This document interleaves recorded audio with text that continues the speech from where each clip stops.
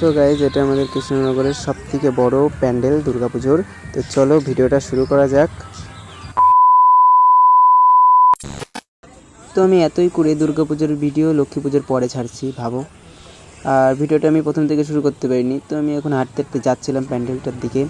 তো এদিকে আমি প্যান্ডেলের কাছে পৌঁছে গেছি। তো চলো যাওয়া যাক প্যান্ডেলটার ভিতরে। আর প্যান্ডেলটা যতটা ছোট লাগছে দূর থেকে, কাছে গেলে দেখতে পারবে কতটা বড়। প্যান্ডেলটা সত্যি অনেক বড় হয়েছিল, আর এই প্যান্ডেলটা সব থেকেই বড় হয়েছিল কৃষ্ণনগরের মধ্যে। তো চলো যাওয়া যাক।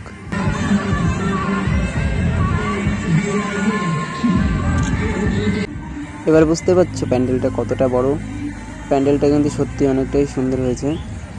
আর এখানে দেখো রাম সীতা লক্ষ্মণের সব ফটো দেওয়া আছে। আর এদিকে দেখো কত লোক হয়েছে, বাপরে। তো চলো আমরা হাঁটতে হাঁটতে ভিতরের দিকে যাই।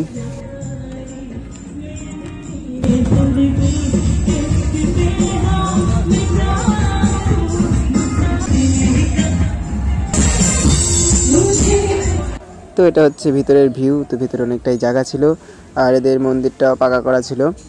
তো দেখো এটা হচ্ছে ঠাকুরটা দেখো অনেকটা সুন্দর হয়েছে। তো ভিডিওটা ভালো লাগলে লাইক কমেন্ট করে দাও। তো চলো বাই।